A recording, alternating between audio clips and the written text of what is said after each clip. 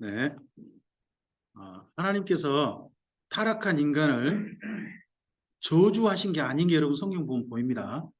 사람은 저주하지 않았습니다. 여인이 해산의 고통을 겪는 건 저주가 아닙니다. 그 남자들이 사람이 땀을 흘리고 가꾸는 것도 저주가 아닙니다. 잘 보시면 짐승이 저주를 받았고요. 땅이 저주를 받습니다. 사람 대신에. 쉽게 말하면 매를 하나님께서 사람에게 때리신 게 아니라 사람이 맞아야 할 매를 땅에 때려버리신 겁니다. 그런 식으로 한 게 그 내용이고요. 사람을 저주하지 않았습니다. 근데 어떤 사람은 저주를 받습니다. 이 저주받은 자들아 하는 말은 언제 나오느냐? 지옥에 갈 때 나옵니다. 지옥 가는 사람들한테 마지막 해주는 사람들을 가리켜서 저주받은 자라는 표현이 그때 나오는 겁니다. 성경에서 우리 저주받는다는 말을 함부로 쓰는 게 아닙니다. 근데 그렇게 땅과 짐승에게 저주를 하셔 사람은 저주하지 않으셨고요. 대신 사람에게는 뭘 주셨습니까? 가죽옷을 입히시죠. 그래서 그들의 부끄러움을 가릴 수 있도록 해주십니다.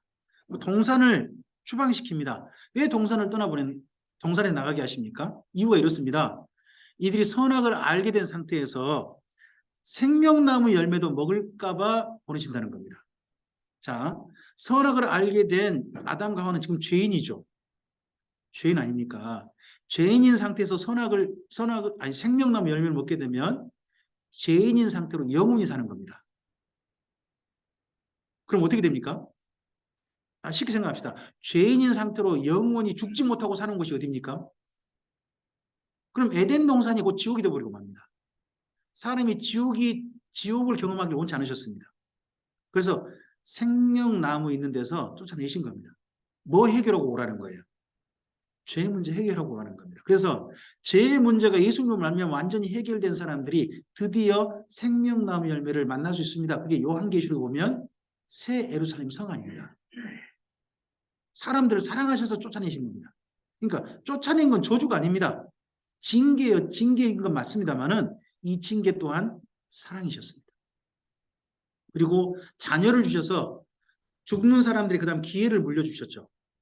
물려줄 뿐만 아니라 사람들이 하나님께로 나아올 수 있는 죄인들이 그 죄 문제 때문에 하나님과 영원히 결별하는 게 아니라 하나님과 만날 수 있는 방법을 주십니다. 그게 바로 제사입니다.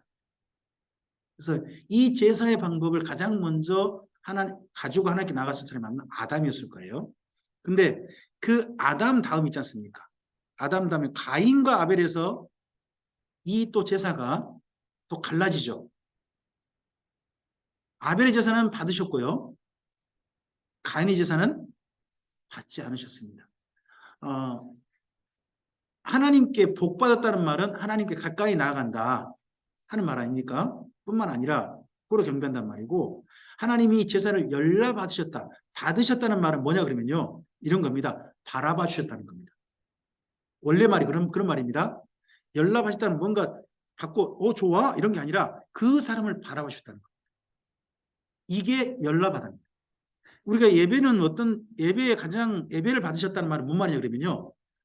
예배 가운데 나아가는 우리를 하나님께서 기쁨으로 뭐 해주셨다? 나하고 눈이 맞춰주셨다. 이게 바로 예배 받으시는 거예요. 그게 제사를 받으셨다는 겁니다. 그러면 저주를 받았다는 말은 뭔 말일까요? 정반대 말입니다. 하나님과 결별했다는 말입니다. 저주받았다는 말은 하나님과 다시 만날 수 없는 사이가 된 겁니다. 그게 저주인 겁니다. 그러니까 우리는 저주받았다는 말은 삶에 무슨 어떤 어려운 일, 힘겨운 일, 끔찍한 일 당한 걸 뭘 받았다? 그런 말 쓰는 거 아닙니다. 저주받다는 건 그게 아니고요. 하나님하고 영원히 어떤 사람이 결별되는 겁니다. 그게 저주받은 것이지 삶에 어려운 일 당한 걸 저주받다고 하는 건 아닙니다. 고통스러운 일 겪은 건 맞습니다만 그건 저주가 아닙니다. 우리가 좀 용어를 좀 바꾸셔야 됩니다. 근데 이때 가인에게 다시 하나님과 만날 수 있는 기회를 주고 싶어 하시죠. 그 말씀 가운데 창세기 4장 7절이 있습니다. 앞을 보시고 파워포인트 화면을 보시고 함께 읽어볼까요? 선을 행하지 아니하면 죄가 문에 엎드려 있느니라. 죄가 너를 원하나, 가운데 가르치는 것도 읽어보죠. 죄의 소원은 내게 있으나 너는 죄를 다스릴지니라. 이 너가 누굽니까? 가인입니다. 이것은 가인. 죄의 소원이 너한테 있다는 거예요. 죄가 너를 원한다. 이 죄가 뭘까요? 아우를 죽여버립니다. 그 소원이 있는 거 누가 아셨습니까? 하나님이 하셨습니다. 근데 그 소원 누구 보고 다스리라고 하십니까? 가인 보고요. 잘 생각하시기 바랍니다. 하나님께서 우리에게 어떤 걸 죄 짓지 않게 하신다. 글쎄요. 성경 읽어보면요. 죄는 우리가 다스려야 됩니다. 죄를 다스릴 수 있도록 하나님께 도우실 겁니다. 또 그렇게 할 수 있도록 인도해 주실 것입니다. 능력도 더 주실 것입니다. 하지만 결국은 죄를 다스릴 건 그 사람입니다. 그 가인에게 아우를 죽이는 소원이 있는 걸 아셨지만 너 그 소원 버려. 하나님 거기까지 하신 겁니다. 우리 같으면 어디까지 하신다고 생각됩니까? 아우를 죽이는 마음 갖다가 싹 빼가버리시는 하나님? 아니라는 겁니다. 결국 이 소원을 따라서 한 사람은 범죄하고 맙니다. 그래서 이때부터 인간의 길은 두 길로 나뉘게 됩니다. 아벨은 죽죠. 그래서 아벨 다음으로 하나님과 여전히 만나고 있는 사람이 시작이 셋입니다. 셋. 세 번째 태어나서 셋인가요? 그건 아닌데, 그죠? 하여튼 아벨 다음에 셋. 그 셋이 하나님과 만납니다. 그래서 셋 다음에 있는 중요한 표현이 있습니다. 그때의 사람들이 비로소 여호와의 이름을 불렀다고 되어 있습니다. 그게 뭔 말이냐 그러면요. 각 가정별로 하나님께 제사 드리다가 공동체 제사를 드리기 시작했다는 겁니다. 요즘 말은 뭐죠? 교회 모임 같은 하나님께 함께 모여서 제사 드리는 게 이 아벨, 셋 이쪽으로 이어져 간 겁니다. 그와는 달리 가인의 길은 범죄하는 길로 가게 되죠. 그래서 족보가 둘로 나뉘게 됩니다. 창세기 읽어보시면 가인의 족보 쪽이 있고요. 어디 족보가 있습니까? 아담 쪽 족보가 있습니다. 이 족보가 있어서 서로 나뉘게 됩니다. 한쪽 보면 죄가 점점 강성해져 간 게 보이고 한쪽은 하나님을 믿는 신앙, 하나님 앞에 제사하는 신앙이 물려지는 게 보입니다. 그 물려진 신앙을 받은 아담의 후손 가운데 어떻게 보면 홍수 이전의 마지막 사람이 노아가 되죠. 노아가 됩니다. 노아 때의 사람의 상황에 대해서 6장에서 이야기합니다. 창세기 6장을 좀 가실까요? 창세기 6장 1절부터 보시기 바랍니다. 6장 1절부터 사람이 땅 위에 번성하기 시작할 때에 그들에게서 딸들이 나니 하나님의 아들들이 사람의 딸들의 아름다움을 보고 자기들이 좋아하는 모든 여자를 여기 뭐 하나님의 아들들 사람의 딸들이라는 말 때문에 여러 가지 말들이 많습니다. 그냥 하나님의 아들들은 남자, 사람의 딸들은 여자라고 생각하시면 좋겠습니다. 왜냐 그러면 남자는 근원이 시작이 누가 직접 주셨어요? 하나님이 직접 주셨죠. 근데 여자는요. 아담의 몸에서 가져왔잖아요. 남자의 몸에서 가져왔잖아요. 그 원재료를. 그렇기 때문에 근원이 어디냐 하는 거에 따라 그렇게 좀 읽으셨으면 좋겠고요. 그냥 중요한 건 뭐냐 그러면요. 남자들이 자기가 좋아하는 모든 여자를 아내로 삼았다. 한 명이 아니고 하나님은 본래 결혼제도를 어떻게 말씀하셨어요? 한 남자와 한 여자잖아요. 이런 결혼제도가 인간의 욕망 때문에 완전히 파괴돼 버린 시대. 그런 시대가 노홍수 바로 이전인 거예요. 그러면요. 마지막에 우리가 꼭 보셔야 할 게 있어요. 멸망의 징조는 뭘 보는 거냐? 성윤리를 보는 거예요. 그 시대 성윤리를 보면 하나님의 멸망에 가까웠는지 안 가까웠는지가 보이는 거예요. 성윤리.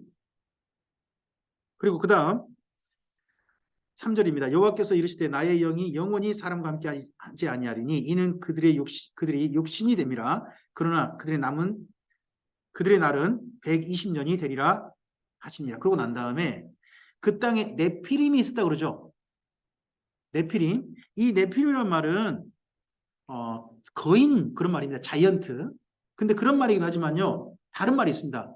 그 폭군입니다. 폭력으로 사람을 다스리는 겁니다. 말세 현상. 주님 오시기 전에요. 주님 오시기 전에 사람들의 마지막 말세의 현상, 심판이 가깝구나 보는 것 중에 봐야 할 게 뭐냐 그러면요. 폭력이 세상을 움직이는 힘이 될 때, 그때가 주님 가까이 오실 날이 꼭 가까웠구나 생각하시면 됩니다. 사람들의 윤리와 양심과 도덕 이런 것이 사람들을 움직이고 질서가 움직이는 게 아니라 폭력이 법보다 우선하고 폭력이 사람들보다 우선해가지고 세상을 다스려가면 그때가 주님 가까이 오셨겠다. 문 앞에 이르셨겠다 생각하면 됩니다. 그게 바로 여기에 있습니다. 6장은 이런 현상 때문에요. 결국 세상에 죄악이 가득합니다. 그러다 보니까 하나님이 한탄하셨습니다. 이 한탄했단 말은요. 한탄이라는 말로 표현도 됩니다만은 다른 말로 후회하셨다가 됩니다. 사람 지으셨음을 후회하셨다.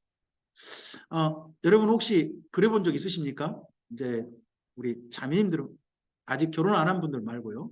결혼하신 분들 중에 내가 너를 왜 낳아갖고 혹시 이런 말을 생각이 나든지 말로 해보신 적이 있으신지 모르겠습니다. 없는 게 가장 행복한 거죠. 근데 어떤 아이 때문에 내가 너를 왜 낳아갖고 하는 그런 말을 하는 부모님이 있다면 그때 생각하시기 바랍니다. 내가 하나님 배울 때가 됐구나. 하나님이 그러신 겁니다. 내가 왜 사람을 이 땅에 창조해가지고 이런 이야기 하신 데가 여기 창세기 6장인 겁니다. 그러니까 우리가 살면서 겪는 많은 일들이 있잖아요.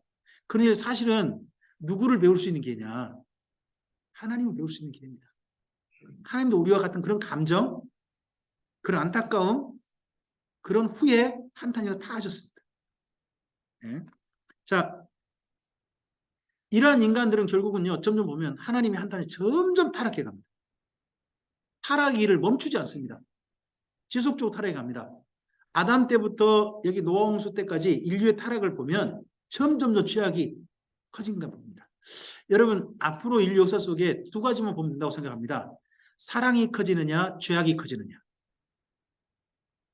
그거 보면 앞으로 인류 역사가 지속되겠느냐, 심판받겠느냐가 보인다고 봅니다. 점점 죄가 많아지면 이 땅에 모든 사람들이 하는 일이 죄악으로 가득 차면 무슨 날이 가까웠구나. 심판의 날이 가까웠구나 생각하시면 됩니다. 정반대로 그래도 그 속에서 사랑하는 사람도 있으면요. 아직은 주님께서 조금 멈추시겠구나. 아직은 기다리시겠구나 한 그런 일이 생각할 수도 있다고 봅니다. 그러면 노아 홍수 때는요. 더 이상 하나님을 사랑하는 사람들이 늘어나지 않는 겁니다. 쉽게 말하면 노아 가족에게는 전도가 안 되는 거예요. 하나님 믿는 사람이 더 이상 없는 거예요. 그래서 마지막 인류 역사 현상 가운데 하나 더 있다고 봅니다. 그게 뭐냐 그러면요. 전도가 안 되는 거예요. 더 이상 하나님을 바르게 믿는 사람이 늘지 않는 거예요. 그럼 이 땅의 역사는 피는 걸 필요 없으신 거죠. 이 또한 여기 노아 홍수 때 중요한 현상입니다. 주님 오실 때가 노아의 때, 모세 때와 같다고 하는데 그건 여기 창세기 6장을 잘 보시는 겁니다. 잘 보시고 인류 역사를 생각할 수 있습니다. 그래서 결국 이 땅이 뭐가 옵니까? 심판이 오고 맙니다. 하나님은 끝까지 참으십니까? 오래 참으십니까? 기억하시기 바랍니다. 하나님은 오래 참으시지 끝까지 참으신 분은 아닙니다. 끝까지 참으시면요. 지옥 없습니다. 끝까지 참으시면 지옥 갈 사람 아무도 없는 겁니다. 하나님은 오래 참으십니다. 우리에게도 오래 참아주실 때가 기회인 겁니다. 네. 드렸던 이야기가 이때 있습니다. 특히 성적 타락과 죄악의 관영 이런 부분들은 꼭 보시기 바랍니다. 폭력이 지배하는 세상. 더 이상 전도가 안 되고 사랑이 식어져 버린 불법이 성한 그런 시대가 오면 주님 오실 때가 가까워져 가는구나 생각하시면 됩니다. 노홍수 이후에 노아의 후손들이 온 세상에 퍼지죠. 셈과 함과 야벳으로 해서 세상에 퍼져갑니다. 셈족은 주로 동쪽 쪽, 아라라산을 중심으로 해가지고 동쪽으로 많이 좀 갑니다. 그래서 우리 대한민국 사람들도 대부분 셈족일 거다. 셈족이라고 보통 봅니다. 그리고 함족은 아프리카 쪽, 그쪽으로 좀 많이 갔고요. 야벳 쪽은 유럽 쪽, 그쪽으로 백인 계열로 많이 갔습니다. 이 중에서 우리가 좀 보셔야 할 때가 있습니다. 창세기 9장을 가시겠습니다. 창세기 9장에 보시면 이때 노아와 이때 살아난 생명체들이 하나님과 언약을 맺은 게 있죠. 이 언약을 가리켜서 뭐라고 합니까? 우리가 흔히 무지개 언약이라고 합니다. 그게 1장 1절부터 거기 17절까지 내용입니다. 무지개 언약은요, 사람과 맺은 게 아닙니다. 노아의 방주에 나온 모든 생명체와 맺었습니다. 그건 기억하셔야 됩니다. 사람과 맺은 언약이 아닙니다. 모든 생명체와. 그래서 이 땅에서 다시는 온 지구상이 물로 멸망한 일이 없게 됩니다. 하지만 다르게 보면 물로 멸망한 일이 없다는 것이지 불로 멸망한 일이 남은 겁니다. 그건 또 이제 요한계시록 내용이 되겠죠. 그리고 난 다음에 18절 이하가 이제 인류의 새로운 번성 이야기가 되어집니다. 그 번성 이야기가 되어지고 10장 넘어가 보시기 바랍니다. 10장에 9절부터 12절까지입니다. 9절부터 12절 함께 읽어볼까요? 그가 여호와 앞에서 용감한 사냥꾼이 되었으므로 속담에 이르기를 아무는 여호와 앞에 니므롯같이 용감한 사냥꾼이로다 하더라. 그의 나라는 신할 땅의 바벨과 에렉과 아깝과 갈레에서 시작되었으며 그가 그 땅에서 아스르나와 니느웨와 루호보딜과 갈라와 니느웨와 갈라 사이에 레센을 건설하였으니 이는 큰 성읍이랍니다.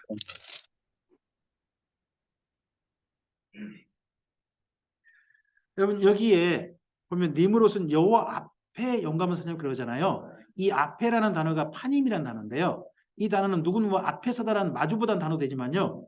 다른 의미로 나쁘게 말하면 대적하다가 됩니다. 그러니까 하나님을 대적한 노아 홍수 이후 최초의 사람이 누구냐 그러면 니므롯이라 생각하면 됩니다. 하나님이 왕이 아니라 누가 왕이 되어버립니까? 지가 왕이 됩니다. 그러다 보니까 이 사람은 최초로 성경상으로는요. 물론 이 니므롯의 나라를 바벨론이라고 하는데요. 바벨론보다 더 먼저 있는 나라가 있다고 합니다. 있지만 성경에서 주목해보는 나라는 어느 나라입니까? 이 니므롯의 나라입니다. 이 니므롯의 나라. 그래서 그의 나라가 나오죠. 10절에. 그의 나라가 시작되어 가지고 나라가 확장되죠. 이 나라를 확장시키는 방법이 뭐예요?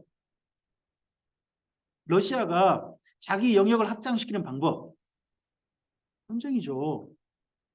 그죠? 모든 나라들은 자기 영역을 확장시키려면 전쟁을 해야 돼요. 그래서 인류 성경상으로 봐서요. 전쟁이라고 하는 방법을 가지고 자기 이익을 챙겼던 최초의 사람이 니므롯이 됩니다. 이 니므롯이 됩니다. 그의 나라가 확장되잖아요. 네. 이 나라 이야기가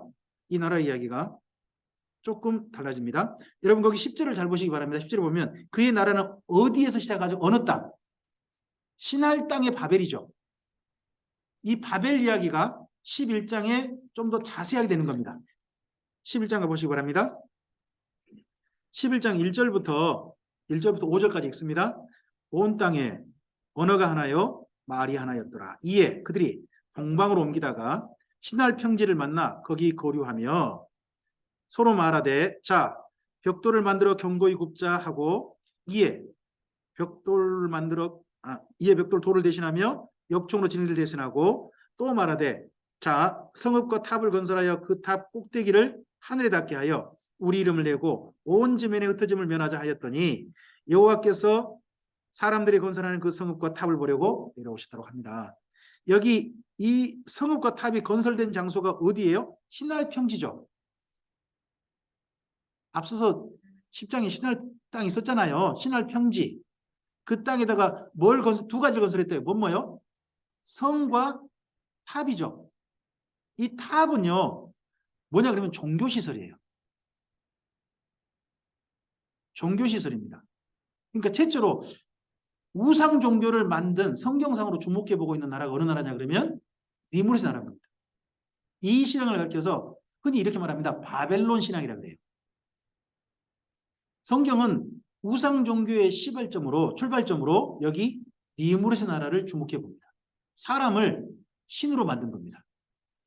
니므롯 지가 뭐가 돼버린 거예요? 신이 된 겁니다. 그럼 지 아내도 뭘까요? 신이 되죠. 그의 아들도요. 신이 됩니다. 이 이야기가 곳곳에 퍼지게 되고 특히 가나안 땅에 많이 퍼지게 됩니다. 가나안 땅에. 네. 이 이야기와 연결해서 꼭 읽어보셔야 됩니다. 이 이야기를 좀 정리해 볼까요? 자, 봅시다.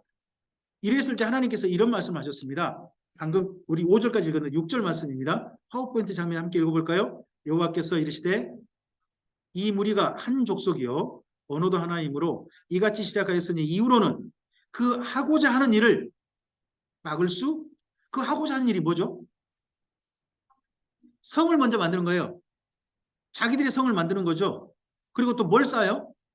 우상 종교, 사람을 섬기고 사람을 신으로 만들고 사람을 신으로 섬기라고 그러고 지배하고 하는 그런 일들을 하나님이 앞으로 뭐 할 수 없으실 거라고요?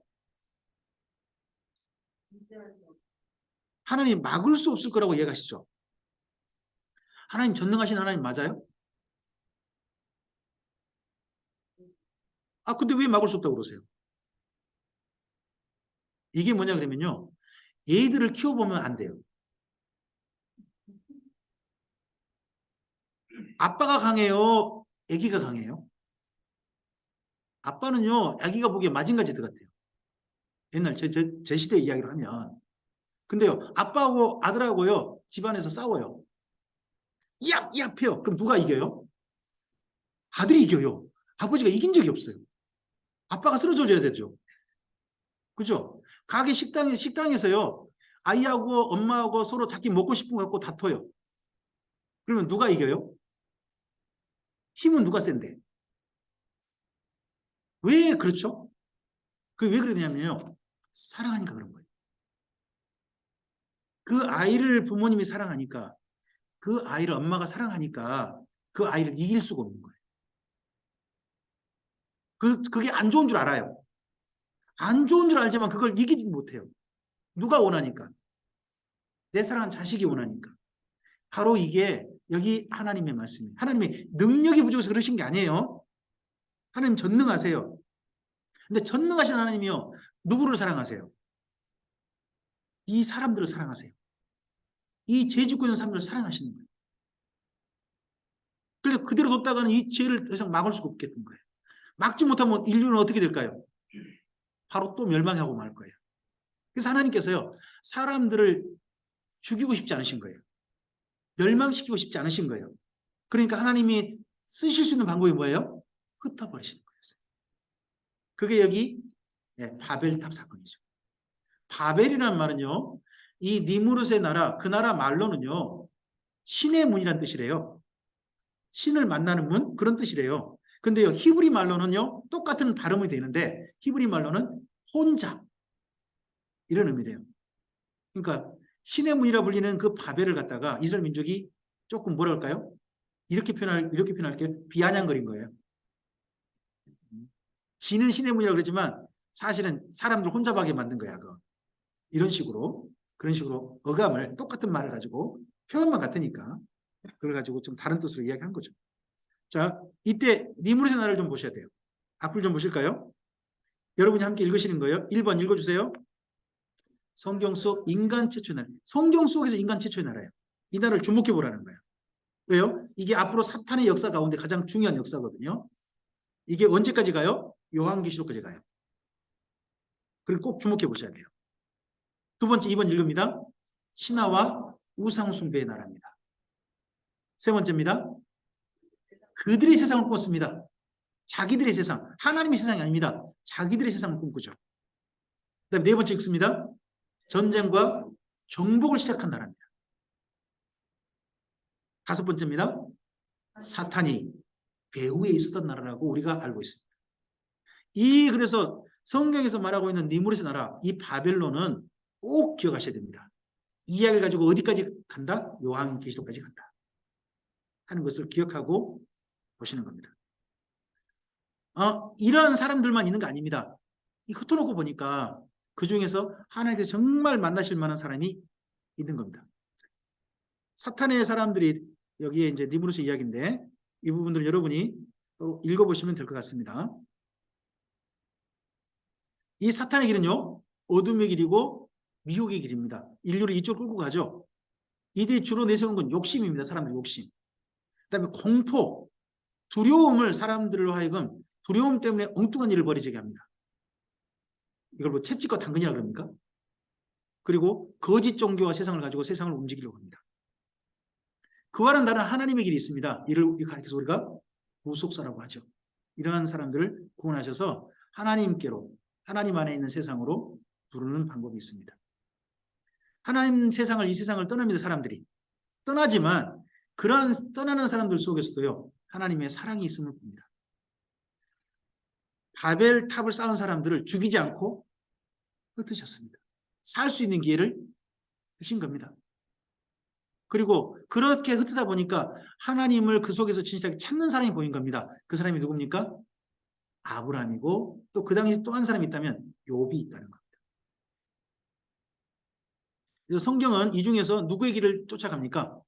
네, 아브라함의 길을 쫓아가게 됩니다.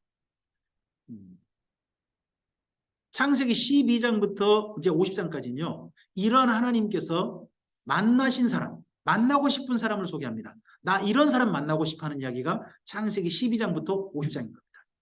창세기 12장, 50장 잘 읽어보면 아, 하나님께 나도 이런 사람 되길 원하시는 거구나 하는 게 보이는 겁니다.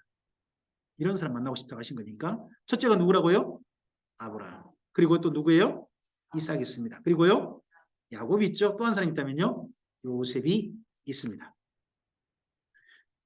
이 아브라함을 부를 때까지 아브라함의 가정을 보면요, 한 두 군데 말씀을 읽어보니까 아브라함의 선조들이 그 당시에 참 세력이 무지 약했습니다. 이때가 부족국가 시대 정도 되거든요.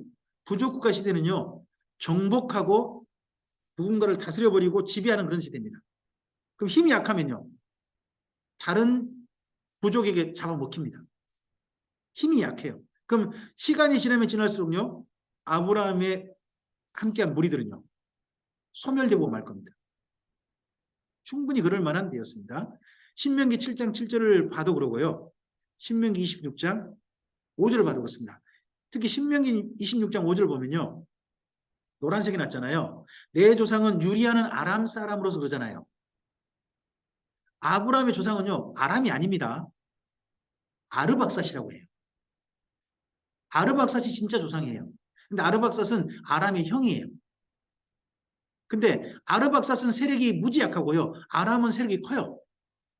그러다 보니까 아르박삿 사람들이요, 자기가 내 조상님은 아르박삿이요 이런 말 못하는 거예요.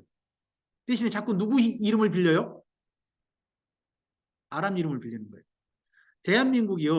대한민국이 전쟁 때 나가면 우리 힘이 좀 약하니까 딴 나라의 이름을 잠깐 좀 가져와서 나 힘 세 하고 싶은 거예요.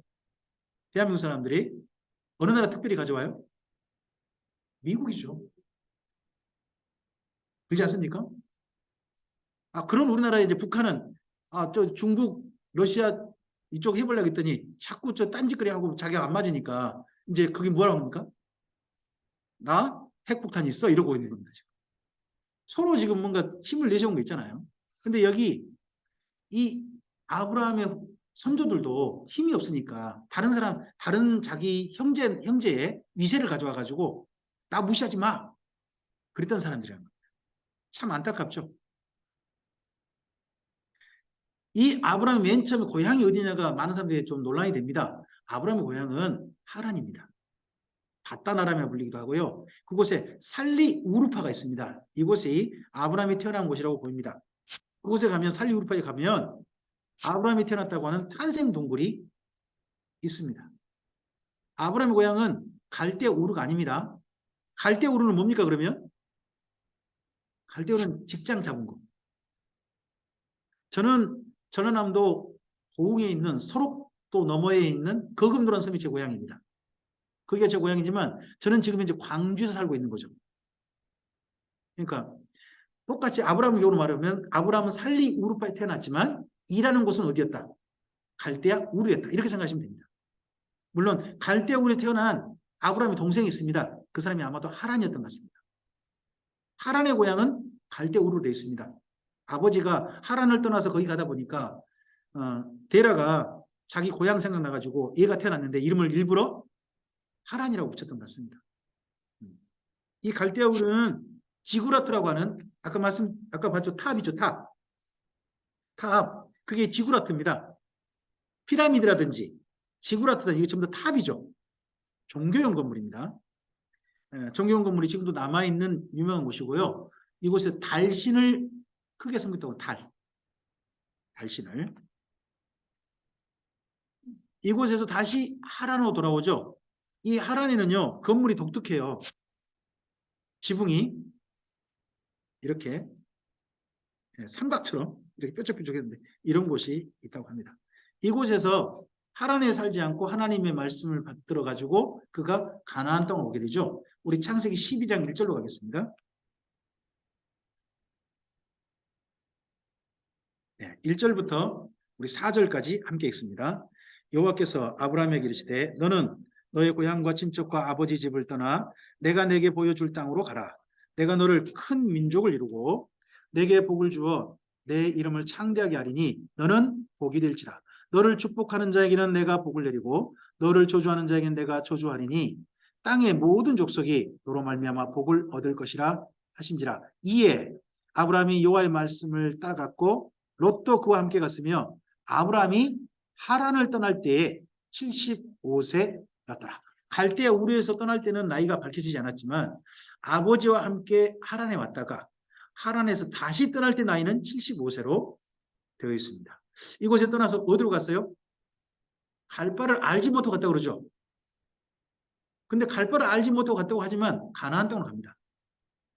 이 말은 뭔 말이냐 그러면 가나안 땅은 장소를 향해 갔지만 가나안 땅에 사람이 누가 살고 있는지 가나안 땅에서 어떻게 살아야 할지를 모르고 갔다는 뜻이 됩니다.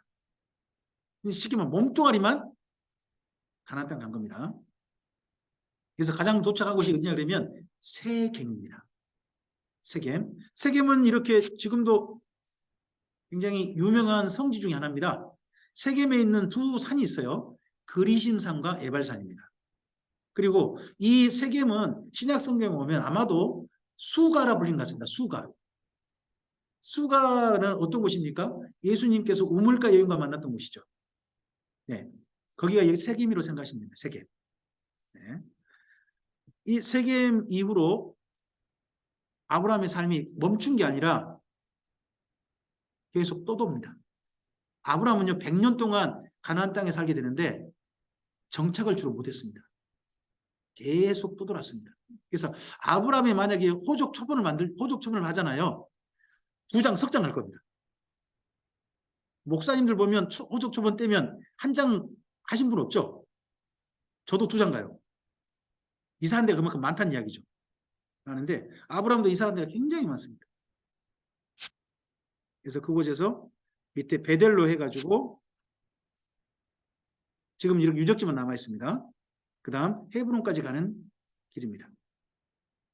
아브라함은요 부름받을 나이 75세고 그분이 세상을 떠날 때 나이가 175세입니다. 아브라함이 75세 이전에 어떻게 살았는지 성경은 이야기하지 않습니다만 75세 때부터 175세 때 이야기는 성경으로 기록하고 있습니다. 그래서 가장 먼저 기록된 성경이 창세기 12장이죠. 12장 때 나이가 75세입니다. 그리고 창세기 15장 가면 비로소 아브라함이 하나님께 내 믿음이 의롭다라는 인정을 받습니다. 창세기 12장이 받은 거 아닙니다. 창세기 15장 가야 아브라함의 믿음을 의롭다 여김 받습니다. 이걸 보고 우리가 뭐라고 하나요? 이신칭의라고 하죠. 이신칭의라고 하는 게 창세기 15장에 있습니다. 그때 제사로 언약합니다. 그래서 믿음이 있으면 하나님께서 너의 믿음이 의롭다 하면 그 사람은 한 가지 특권이 주어지는 겁니다. 하나님과 제사로 만날 수 있는 특권이 주어지는 겁니다. 그리고 창세기 17장 가면 하나님 앞에 의롭다함 받은 아브라함이 이런 명령을 받습니다. 너는 내 앞에 행하여 완전하라 하는 명령은 창세기 17장에 있습니다. 12장에 있는 게 아니에요. 부름받자 있는 게 아니에요. 17장에 있습니다. 그리고 창세기 22장 가면 아브라함이요 그동안 신앙생활 한 거에 대한 시험을 치릅니다. 테스트. 그게 자기 아들을 하나님께 바치는 거죠. 네. 그랬을 때 또 인정받습니다. 내가 이제야 내 하나님 여호와를 경외하는 줄 알았다.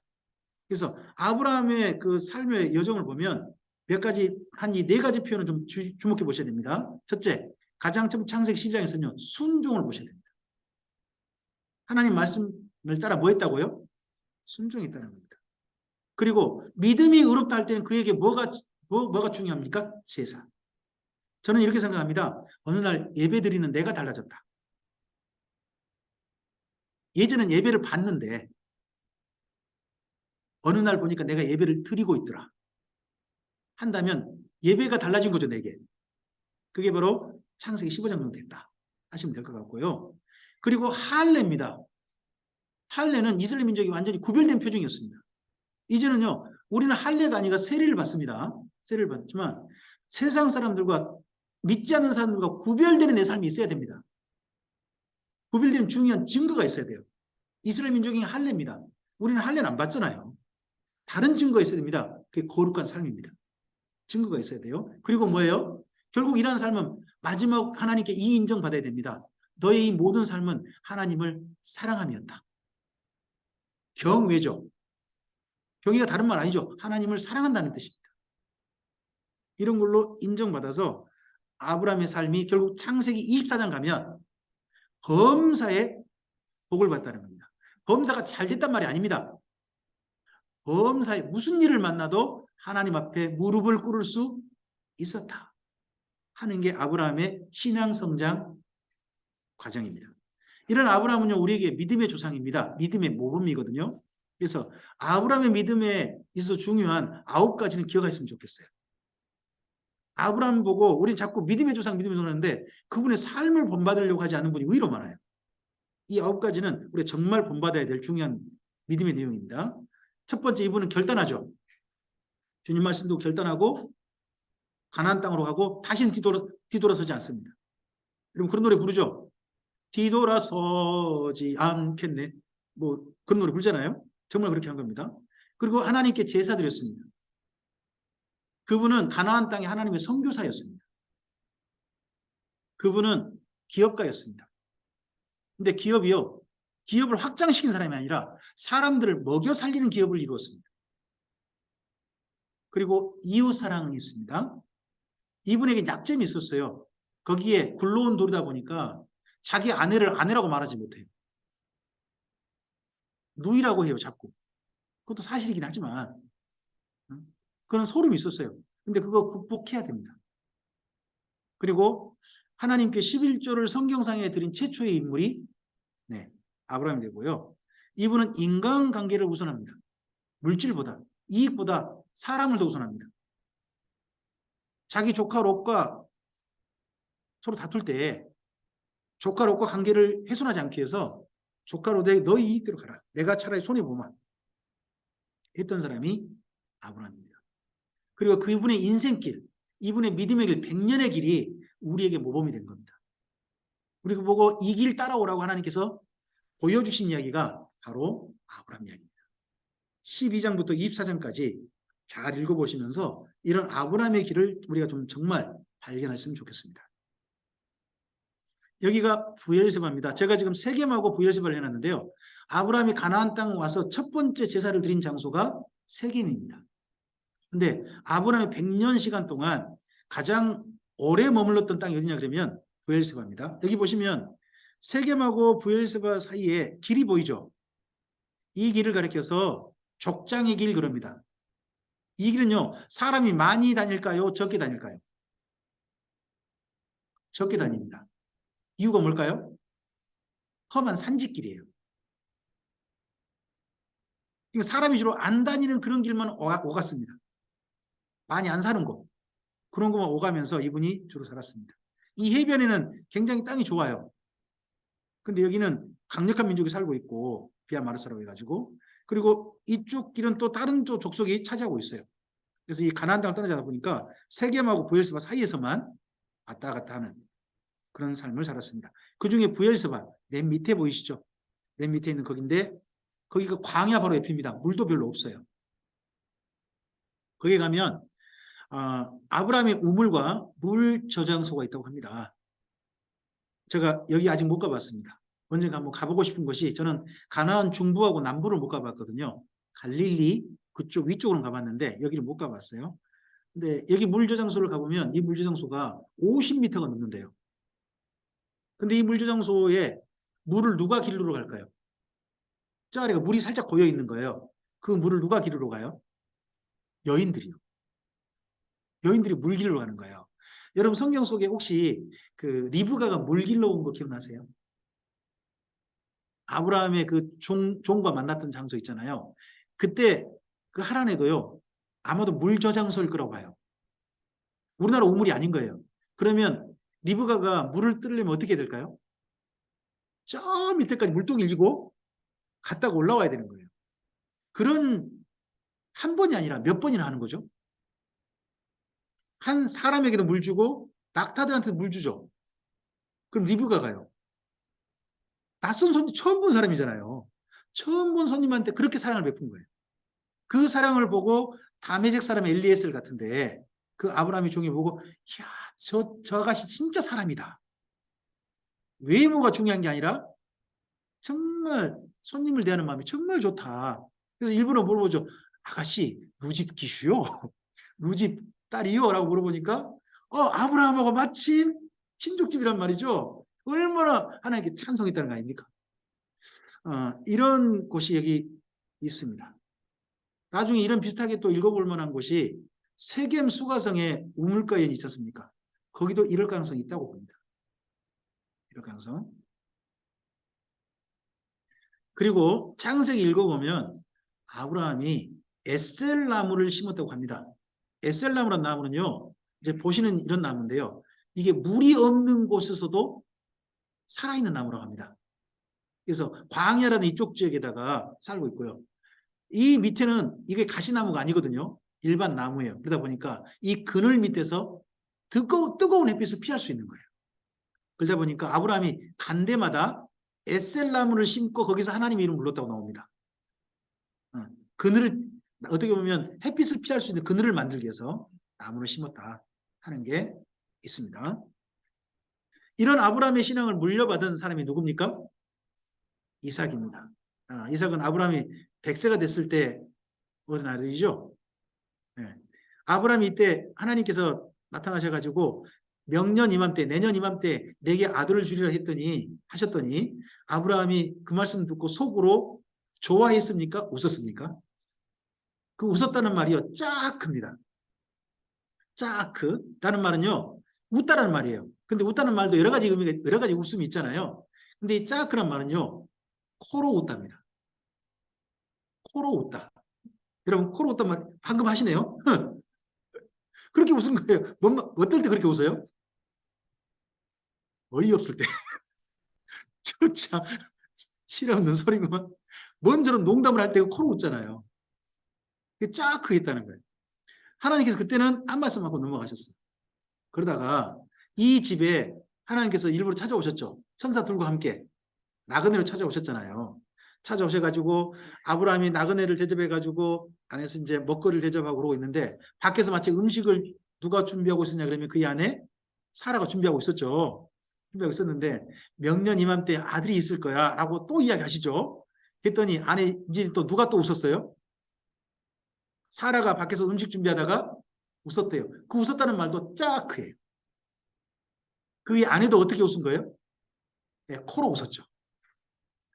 하나님이 두 번이나 코로 웃으니까요. 이번엔 따지시죠. 너 웃었잖아. 그죠?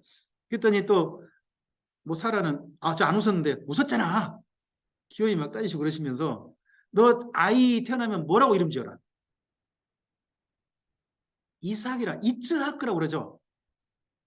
이츠하크라는 말이 짜크라는 말에 동사형과 연결된 말이에요. 그럼 이츠하크라는 말이 웃음이거든요. 근데 무슨 웃음이에요? 코웃음이란 말이에요, 그게. 하나님께 그렇게 웃었다는 거예요. 그러니까 요즘 저 이삭이라는 이름 지은 분들 많죠.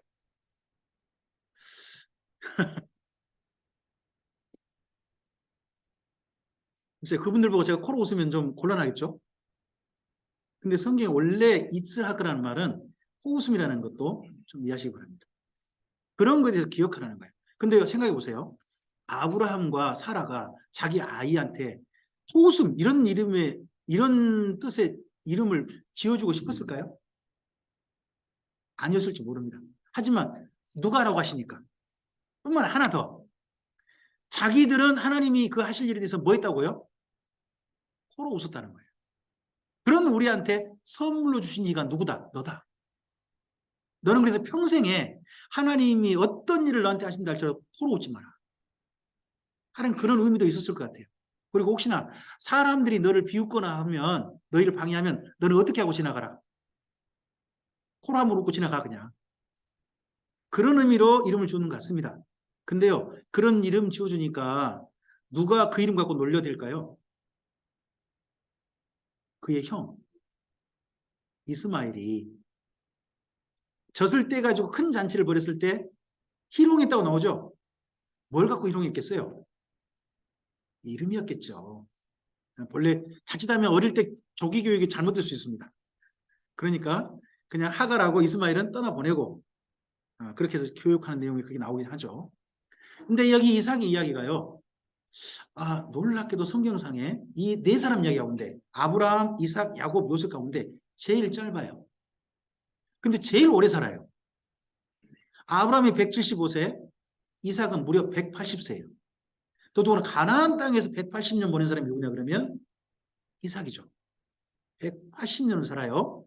근데 이야기가요 제일 짧아요. 왜 짧을까요? 왜 그러겠어요? 이렇게 오래 살았는데 쓸 말이 없는 거예요. 삶을 너무 평안하게 살았어요. 안 싸우고 살았어요. 다투지 않고 살았어요. 그러다 보니까 이삭의 이야기 가운데 특별하게 쓸 이야기가 많이 없는 거예요. 무려 자식을 몇 년 기도해가지고 낳았죠? 20년 기도해서 낳아요. 40살에 결혼해가지고요. 60세에 에서하고 야곱을 얻어요. 그 사이에 기도했지만 별로 그렇게 뭐 간단히 넘어가요. 그리고 야곱하고 에서 사이에 문제는 터졌지만 다른 문제는 이야기도 하지 않아요. 그냥 넘어가요. 이삭 이야기는 겨우 무슨 얘기냐 그러면 그가 그랄 땅에 잠깐 갔었다 하는 이야기하고 그곳에서 우물 문제 때문에 뭐 했다? 다툼이 있었다. 근데 그렇지만 누구는 다투지 않았다. 이삭은 안 다퉜다. 이삭은 진짜 범사에 손해보는 사람입니다. 이렇게 살기도 쉽지 않을 것 같은데. 하여튼 그렇게 살면서 싸우지 않았습니다. 그러다 보니까 이삭에게 짧아요. 하지만 그 짧은 이삭의 이야기가 우리들에게는 너무나도 소중한 이야기인 거죠. 생각해 봅시다. 성경상에서요. 두 사람이 진짜 극적으로 대존돼요. 여기 창세기에서 한 사람은 이삭이고요. 또 한 사람이 야곱이에요. 여기 창세기 이야기 가운데 가장 이야기가 긴 분이 누구냐? 많이 기록된 분이 야곱이에요. 근데 그분은 148세 살죠. 근데 그의 아버지는 몇 살 사냐면 180세 살아요. 왜 야곱 이야기는 엄청나게 분량이 많고 이삭 이야기 짧냐? 이삭은 쓸 게 없고 삶이 평안했고 야곱은요 파란만장했던 거죠. 참으로 많은 일 있었지요. 진짜 엄청난 일이 있었던 거예요. 이 두 분 중에 여러분 교회 간증자를 모시고 싶다면 어떤 분을 모실래요? 야곱을 모셔야죠. 왜요? 듣는 재미가 있지. 듣는 재미가 있죠. 근데 이삭하고 야곱 중에 어떤 삶이 여러분의 삶이었으면 좋겠어요? 참 사람이 이기적이에요. 그죠? 진짜 두 사람이 비교돼요. 이분의 삶이요. 진짜 어떻게 보면 우리에게 진짜 소망스러운 삶인 거예요. 평생 다툼이 있고 걱정이 있어도 별로 다투지 않고 싸우지 않고 평안하게 살다가 하나님 안에서 순적하게 눈 감는 분, 하나님 품에 안긴 분이 이삭이니까 참 그렇습니다. 그리고 이삭은 정말 부모님을 공경해서 나중에 10계명 중에 내 부모를 공경하라의 실제 모범인 거죠. 내가 땅에서 잘 되고 장수하리라 그러잖아요. 아버지보다 5살 더 살잖아요. 네? 실제 그런 것의 모범이기도 합니다. 근데 이런 이삭과 좀 다른 사람이 한 사람 있죠. 그 사람이 야곱입니다. 야곱 60세까지 이야기는 사는 거를 인생의 여기서부터인데요. 전반전이라고 식사하시고 와서 얘기해보죠. 지금까지는 하겠습니다. 그걸 성공하기 12시입니다. 위해서 출세하기 위해서 막 식사하셔야죠. 기도하고 네, 아부하고 멈추겠습니다. 자기를 버리고